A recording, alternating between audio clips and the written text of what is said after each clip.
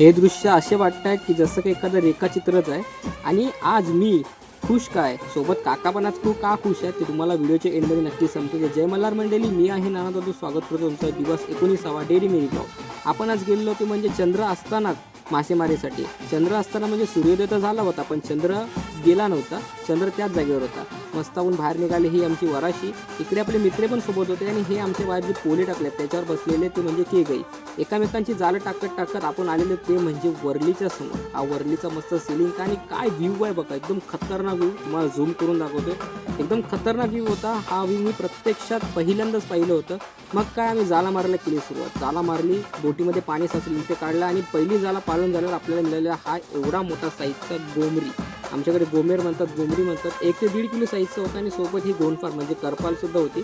बांगडा पण लागलेला आणि बरेचसे लागले ते सोलट मासे, ते पण तुम्हाला दाखवतो. पण पापलेट पण आज लागलेले कारण आजची कॅच खूप मस्त होती आणि काकाच खुश कर कारण काकाने फर्स्ट टाइम असा मासा हातात घेऊन व्हिडिओ काढला होता. आणि ही मंडळी आपली टोटल लागली जिताळा कोलंबी. परत आपण जाळी मारली आणि पुन्हा जाळी पालवली आणि आपण निघाले ते म्हणजे घरच्या दिशेने. ही आमची वराशी तिकडे आले आणि आपल्या धक्क्याच्या बाजूला येऊन आम्ही फटाफट डब्बा घेऊन आम्ही निघाले ते म्हणजे बाजारासाठी. कारण बाजारामध्ये हे द्यायचं असतं काट्यावरती.